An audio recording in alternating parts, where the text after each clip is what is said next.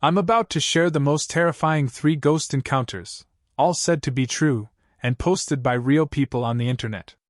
These aren't just your average spooky stories, these are the kind that stay with you. I've taken these experiences and added my own personal thoughts and reactions to bring them to life, the way I felt while reading them, the way I imagined being there, and the chills that ran down my spine. Also, I'm using a different voice to tell these stories, something a little more atmospheric. Hope you'll like it, and I'd really appreciate your precious feedback. So sit back, but don't get too comfortable, because these true ghost stories might just keep you up tonight.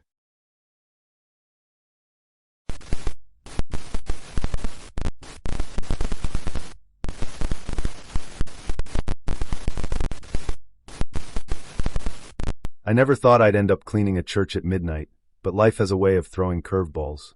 My name's Jake, and I'm a 28-year-old who's been scraping by since I lost my warehouse job last summer.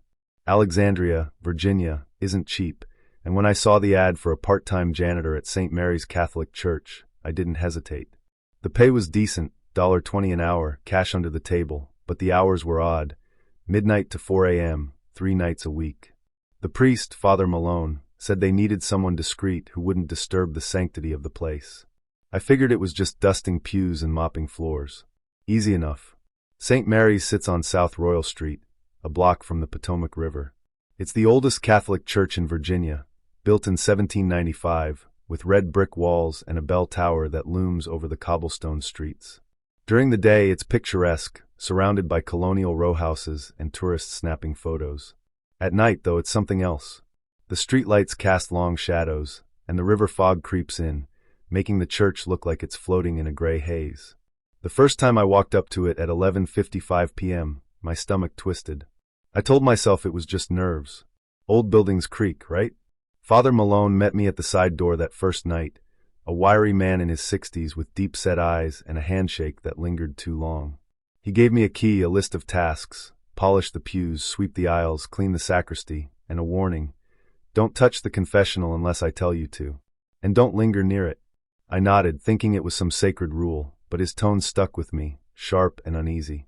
The church's interior was massive, all dark wood and stained glass. The air smelled of incense and old wax, and the silence was so thick it felt like it had weight. My footsteps echoed on the stone floor as I dragged my cleaning cart down the center aisle. The nave stretched out before me, rows of pews flanked by statues of saints whose eyes seemed to follow me. Above the altar, a crucifix hung, Christ's carved face frozen in agony. I'm not religious, but that first night, I couldn't shake the feeling I was being watched. I started with the pews, wiping down the wood until it gleamed. The work was mindless, but the silence gnawed at me. Around 1 a.m., I heard a creak from the back of the church. I froze, rag in hand, and glanced toward the confessional, a small, ornate booth tucked against the north wall, its dark oak door carved with crosses. The sound came again, like wood settling, but it felt too deliberate. I told myself it was nothing. Old buildings, right? By 1:30, I was sweeping the aisles when I heard it, a soft thump, like a book hitting the floor. It came from the confessional. My heart kicked up, and I gripped the broom tighter. "Hello?" I called, my voice swallowed by the vastness of the church. No answer. I edged closer, my flashlight beam cutting through the dimness. The confessional door was shut, its brass handle glinting. I reached out, then remembered Father Malone's warning. I backed off, telling myself I was paranoid. The rest of the night passed without incident, but I couldn't shake the unease. When I locked up at 4 a.m., the fog outside was so thick I could barely see my car parked on Royal Street. Driving home to my apartment in Del Rey, I kept glancing in the rearview mirror, half expecting to see something in the back seat. The second night was worse. I arrived at midnight, the church looming under a moonless sky. The air felt heavier, like a storm was brewing, though the forecast was clear. I started with the sacristy, a cramped room behind the altar where priests store vestments and chalices. The space was claustrophobic, lined with locked cabinets and a single bulb flickering overhead. I was wiping down a table when I heard a whisper. It was faint, like someone muttering just out of earshot. I spun around, but the sacristy was empty. The sound seemed to come from the nave, so I stepped out, flashlight in hand. The church was dark except for the red glow of the sanctuary lamp above the altar. "Father Malone?" I called, though I knew he wasn't there. No response, just that oppressive silence. Then I saw it. The confessional door was ajar, a sliver of black visible through the crack. My breath caught. I'd checked that door when I arrived. It was locked. I approached, heart pounding, and shone my flashlight inside. The beam lit up the priest's compartment, empty except for a worn kneeler and a lattice screen. But the penitent's side something moved. A shadow, quick and formless, darted out of sight. I slammed the door shut and stumbled back, my flashlight shaking. I didn't care about Father Malone's rules anymore. I wasn't going near that thing again. I finished my tasks in a rush, avoiding the confessional, and left at 3:45, not even bothering to lock up properly.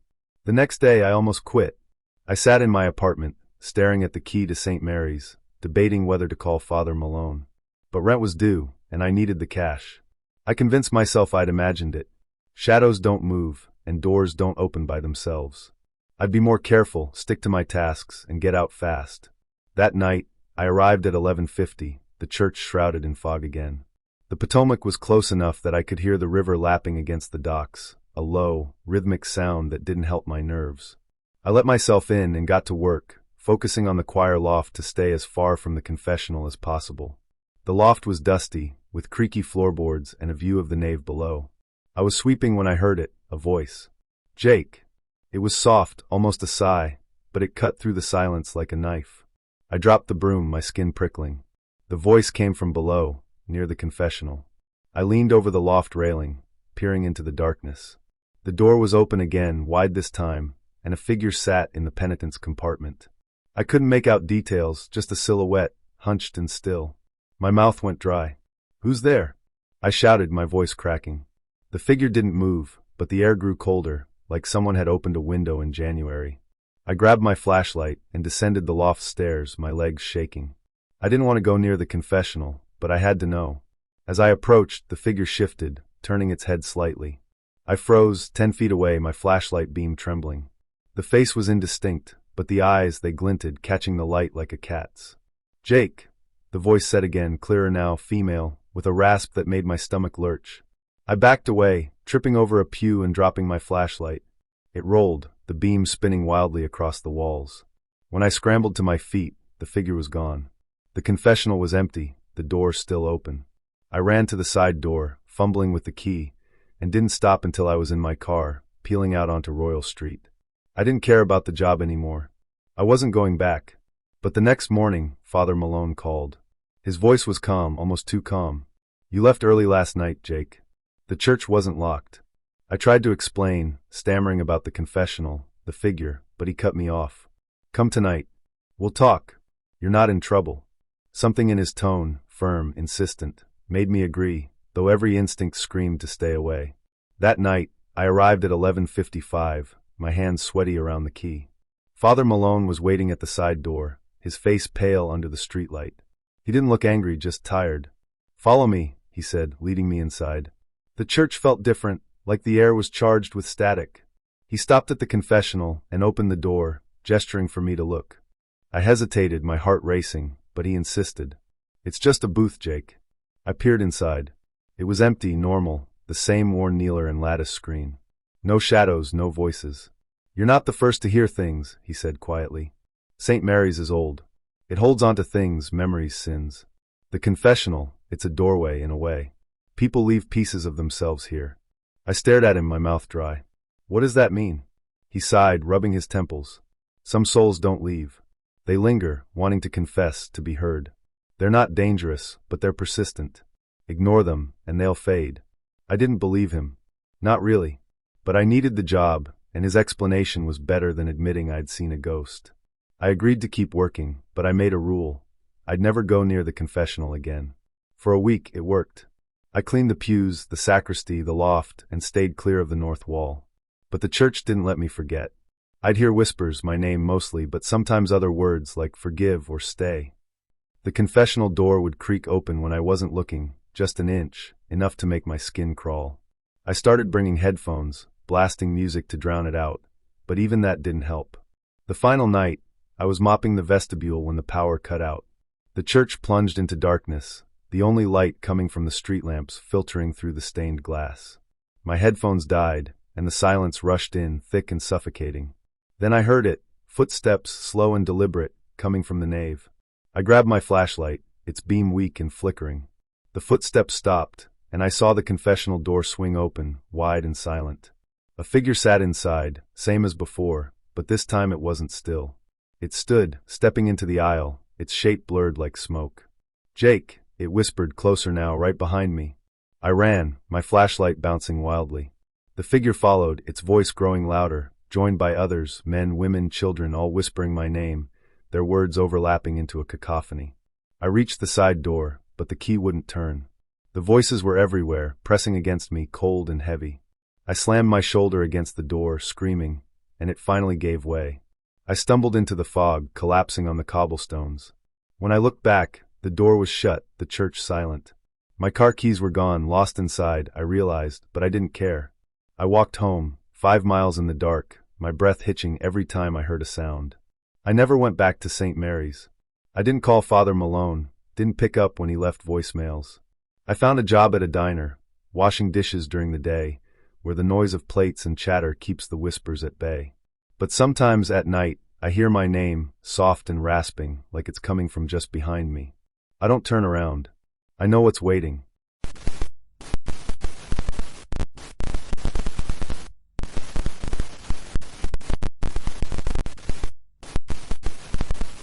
I've never been one for ghost stories. Growing up in Rochester, New York, you hear plenty, whispers about haunted theaters downtown or eerie lights in the old asylum ruins. But I always chalked them up to bored teenagers or overactive imaginations. That was before last week. Before my grandpa's funeral. Before he showed up on my porch 3 days later, asking why no one came.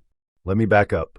My grandpa, William Bill Carter, passed away on April 5, 2025. He was 87, and the last few years hadn't been kind. Dementia had whittled away the sharp-witted man who'd taught me how to fish in the Genesee River, leaving behind a frail shell who barely recognized me. When he died, pneumonia, the doctors said, it felt like a mercy. My mom and I planned a small service at Mount Hope Cemetery, a sprawling, historic graveyard on the city's south side. It's the kind of place that feels frozen in time, with crumbling mausoleums and ivy-choked headstones stretching across rolling hills. Grandpa loved it there, oddly enough. He'd walk the paths with his old Polaroid camera, snapping photos of the Victorian monuments like they were family portraits. The funeral was set for April 9th. Mom and I expected a quiet affair, just us, a few distant cousins, and maybe some of Grandpa's old bowling buddies. But the day before, a freak spring snowstorm rolled in off Lake Ontario. By morning, Rochester was buried under a foot of wet, heavy snow. Roads were closed, power lines were down, and the cemetery called to say they couldn't guarantee access to the plot. Mom was devastated, but we had no choice. We postponed the service, hoping to reschedule once the weather cleared. Grandpa's body was kept in the funeral home's cold storage, and we told everyone we'd let them know about the new date. That was the plan, anyway. The next day, April 10th, I was at my apartment on Park Avenue, a few miles from Mount Hope. It's a cozy spot in a converted Victorian house, nothing fancy, but I've always felt safe there. The snow had stopped, but the city was still digging out. I was sipping coffee, scrolling through news about the storm, when my phone buzzed. A text from an unknown number. "Why didn't you come?" I frowned. Probably a wrong number. I ignored it and went back to my coffee. 10 minutes later, another text. It was cold out there alone. My stomach twisted. The phrasing was odd, almost accusatory. I typed back, "Who is this?" No reply. I brushed it off as a prank, but something about it stuck with me like a splinter under my skin. That night, I couldn't sleep. The wind howled outside, rattling the old windows, and every creak in the house sounded louder than usual. Around 2 a.m., I heard a faint knock at the front door. My apartment's on the second floor, so I figured it was someone at the main entrance, maybe a neighbor locked out. I ignored it, but the knocking came again, slow, deliberate, like someone was counting the seconds between each rap. I grabbed my phone and checked the security camera feed.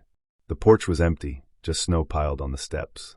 But as I watched, the motion sensor light flickered, and for a split second, I thought I saw a shadow move across the frame. I didn't sleep after that. The next morning, April 11th, I called my mom to check in. She sounded exhausted, said she'd been up all night with a bad feeling about Grandpa's funeral. "It's like he's waiting for us," she said. I laughed it off, told her it was just the stress, but my voice shook. I didn't mention the texts or the knocking. I didn't want to scare her. That afternoon, I drove to Mount Hope Cemetery. I don't know why. Maybe I needed to see the place, to convince myself everything was fine. The roads were slushy but passable, and the cemetery gates were open, though the grounds were deserted. I parked near the main entrance on Mount Hope Avenue and walked in, my boots crunching through the snow. The air was sharp, heavy with the smell of pine and wet earth. The cemetery felt bigger than I remembered, the headstones half buried under drifts, the paths winding into foggy nowhere. Grandpa's plot was supposed to be in the newer section, near the Sylvan Waters pond. I hadn't been there since we picked it out years ago, but I remembered the way, past the Gothic chapel, left at the obelisk with the broken angel. As I walked, I noticed something odd, footprints in the snow. They were fresh, uneven, like someone had been dragging their feet. They led toward the pond, so I followed, telling myself it was probably a groundskeeper. The footprints stopped at the edge of the water. No one was there. The pond was frozen, its surface dusted with snow, reflecting the gray sky like a cracked mirror. I stood there, shivering, feeling like I was being watched. Then I saw it, a Polaroid photo tucked into a crevice of a nearby headstone. It was one of Grandpa's, faded but unmistakable, a shot of the chapel, taken years ago. On the back, in his shaky handwriting, was a single word, why? I ran back to my car, the photo clutched in my hand. My heart pounded as I locked the doors and peeled out of the cemetery. At home, I shoved the Polaroid into a drawer and tried to rationalize it. Maybe Mom had left it there ages ago. Maybe it was a coincidence. But deep down, I knew it wasn't. That night, the knocking came again. Louder this time, more insistent. I checked the camera, nothing but static. My phone buzzed with another text. I'm outside, Emily. My name. My hands shook as I typed, who are you? The reply came instantly, you know who. I called the police. They showed up 20 minutes later, 2 officers who looked more annoyed than concerned. They checked the porch, the yard, the street. No footprints, no signs of anyone. They told me to call if it happened again and left. I didn't tell them about the texts or the photo. How could I explain something I didn't understand? April 12th was when it got worse. I hadn't slept in 2 days, and my nerves were shot. I was on the phone with Mom, trying to convince her to reschedule the funeral soon, when I heard a noise from the porch, a slow, heavy creak, like someone settling into the old wicker chair out there. I froze mid-sentence. Mom asked what was wrong, but I couldn't speak. The creaking stopped, and then came a voice, low, raspy, unmistakable. Emily, it said. Why didn't you come? It was Grandpa. I dropped the phone and ran to the window, yanking the curtains back. There he was, sitting in the chair, his head tilted slightly like he was waiting for an answer. His skin was gray, his eyes sunken, but it was him. Same flannel shirt he always wore, same crooked glasses. He shouldn't have been there. He couldn't be there. I screamed and stumbled back, knocking over a lamp. The light shattered, plunging the room into darkness. When I scrambled to the window again, he was gone. The chair was empty, rocking slightly in the wind. I didn't leave the apartment all day. I couldn't. Every time I passed the window, I expected to see him again. Mom called, frantic, saying she'd heard a man's voice before I dropped the phone. I lied, told her it was the TV, but she didn't believe me. She wanted to come over, but I begged her to stay away. I didn't know what was happening, but I didn't want her near it. That night, I sat in the living room with every light on, clutching a kitchen knife like it would do any good. The texts kept coming, one every hour. You left me alone. It's cold here. Why, Emily? I blocked the number, but they still came through. Around midnight, the power went out. The apartment plunged into silence, broken only by the wind outside. Then the knocking started again, not at the door, but at the window. My second-floor window. I don't know how I found the courage, but I crept to the window and peeked through the blinds. He was there, standing on the porch below, looking up at me. His face was wrong, too pale, too still, like a wax figure. His mouth moved, but no sound came out. I could read his lips, let me in. I ran to the bedroom and locked the door, barricading it with a dresser. The knocking followed, louder now, echoing through the walls. My phone was dead, the power was out, and I was alone with that sound, thud, thud, thud, like a heartbeat in the dark. I don't know when I passed out, but I woke up on the floor at dawn. The power was back, the apartment silent. The dresser was still against the door, untouched. I checked every room, every window. Nothing. No sign of him. But the Polaroid was on my kitchen table now, the word why, underlined in fresh ink. I drove to Mom's house that morning, April 13th. I told her everything, the texts, the photo, the figure on the porch. She went pale, said she'd been dreaming of Grandpa every night, standing by the pond at Mount Hope, calling her name. We decided to hold the funeral that day, no matter what. We needed to put him to rest. The cemetery was eerily quiet when we arrived. The snow had melted, leaving the ground muddy and slick. The funeral home had rushed to prepare Grandpa's body, and the casket was already at the plot, a simple oak box under a canopy. There were just 3 of us, me, Mom, and the pastor. He read a short prayer, but his voice trembled, like he sensed something was off. The air felt heavy, like a storm was coming. As they lowered the casket, I saw movement in the trees near the pond. A figure, too far to make out clearly, but I knew it was him. Mom clutched my arm, whispering, "Do you see that?" The pastor didn't notice, kept reading from his book. The figure didn't move closer, just stood there watching. We left as soon as the service ended.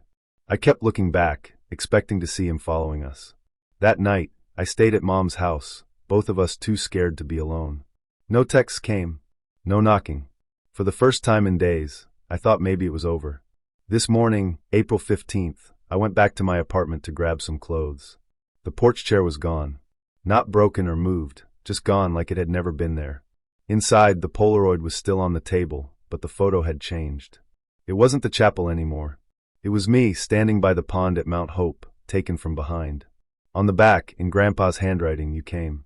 I burned the photo in the sink, watching it curl and blacken. I don't know what's happening, but I know it's not over.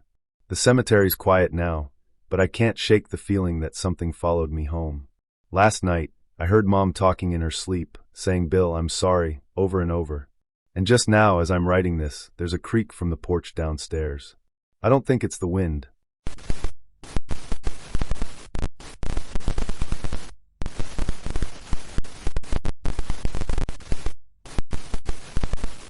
I need to make sense of what happened.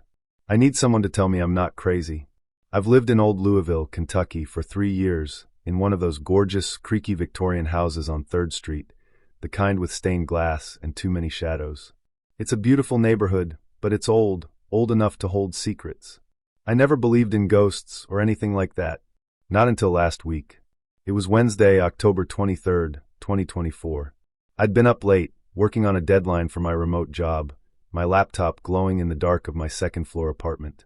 The house was quiet, the kind of quiet that presses against your ears. My roommates were asleep, and the street outside was dead.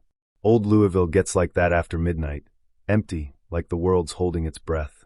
At 2:37 a.m., I heard it. A giggle. High-pitched, like a kid playing in the street. I froze, my fingers hovering over the keyboard. Kids? At this hour? I glanced at the window, its heavy curtains drawn tight. The giggle came again, joined by another, a boy's voice, then a girl's, whispering something I couldn't make out. My heart kicked up a notch. I told myself it was just drunk college kids from U of L, maybe cutting through on their way to 4th Street. But it didn't sound like adults. It sounded wrong. I pushed my chair back and crept to the window, careful not to make the floorboards creak. The voices were clearer now, calling out in a sing-song way. "Come play! Come out!" I peeked through a slit in the curtains, my breath catching. The street lamp on 3rd cast a sickly yellow glow, and under it I saw them, 3 kids, maybe 8 or 9 years old, standing in the middle of the road. They were dressed oddly, like they'd stepped out of an old photograph, a girl in a frilly dress, a boy in knickers, another in a newsboy cap. Their faces were pale, too pale, and they were staring up at my window. I ducked back, my pulse hammering. No way kids that young were out at 2 a.m. I grabbed my phone to call 911, but then they spoke again. "We know you're there," the girl said, her voice sharp and clear through the glass. "Come down. Tell us your name." My blood ran cold. I hadn't made a sound. How did they know I was watching? I checked the locks on my door, then the window, my hands shaking. The deadbolt was secure, the window latched. I told myself I was being paranoid. Maybe it was a prank. Old Louisville has its share of weirdos. But those voices, they weren't right. They sounded hollow, like they were coming from somewhere else, not from those kids. I texted my roommate, Jake, who was asleep down the hall. "You hear kids outside?" No reply. I tried calling, but it went straight to voicemail. The house felt too big, too dark. The kids kept calling, their voices rising. "Tell us your name. We just want to play." I clapped my hands over my ears, but it didn't help. The words were inside my head now, buzzing like static. I don't know why I looked again. I shouldn't have. But I did. I pulled the curtain back just an inch. They were closer now, standing on the sidewalk right below my window, their heads tilted back, eyes locked on me. The girl smiled, and I swear her mouth stretched too wide, showing too many teeth. The boy in the newsboy cap raised a hand and beckoned, his fingers long and thin like spider legs. I stumbled back, knocking over a lamp. It crashed, and the bulb shattered, plunging the room into darkness. The voices stopped. Silence. I held my breath, waiting, praying they'd gone. Then a knock. Not at the front door downstairs, at my apartment door inside the house. 3 slow, deliberate knocks. I froze. My apartment was on the 2nd floor. The front door was locked, the back door bolted. No one could have gotten in without a key. I grabbed a kitchen knife from the counter, my hands slick with sweat. "Who's there?" I whispered, my voice barely audible. No answer. Just another knock, softer this time, like a child's fist. I backed toward my bedroom, locking myself in. I called 911, whispering to the operator about kids outside, about someone in the house. She told me to stay calm, that a patrol car was 5 minutes out. 5 minutes felt like forever. The knocking stopped, but then I heard footsteps. Light, pattering steps, like bare feet on hardwood, moving through the apartment. They paused outside my bedroom door. I gripped the knife, my eyes glued to the knob. It didn't turn, but I heard her, the girl's voice, right on the other side. "Say your name," she whispered. "Say it, and we'll leave." I didn't. I couldn't. My throat was dry, my tongue stuck to the roof of my mouth. I don't know why, but I felt like saying my name would be the end of me. Like it would give them something, take something. The footsteps moved away, and I heard the apartment door creak open, then shut. Silence again. The cops arrived at 2:53 a.m. I heard their radios crackling downstairs, their boots on the stairs. They found nothing, no kids, no signs of a break-in. The front and back doors were still locked, the windows untouched. They searched the street, even checked the alley behind Belgravia Court. Empty. They told me it was probably a prank, maybe some teenagers messing around. I didn't tell them about the voices in my head or the girl at my door. They'd think I was nuts. Jake woke up when the cops knocked. He hadn't heard a thing, not the giggles, not the knocking, nothing. My other roommate, Sarah, was out of town. The cops left, and I spent the rest of the night on the couch, knife in hand, lights on. The next day, I asked my neighbor, Mrs. Caldwell, who's lived here since the 70s, if she'd ever heard kids at night. Her face went pale. She told me about the fire in 1896, at a house on 3rd Street, just a block away. A family died, 3 kids among them. People say they never left, that they wander at night, looking for someone to play with. "Don't answer them," she said, "and never give them your name." I haven't slept right since. Every night, I hear them, faint giggles, whispers under the street lamp. Last night, I found scratches on my apartment door, thin and shallow like a child's nails. I'm moving out next week. I don't care where, just somewhere far from 3rd Street. If you're in old Louisville and you hear kids calling after 2 a.m., don't look. Don't answer. And whatever you do, don't say your name. They're still out there, and I think they know mine.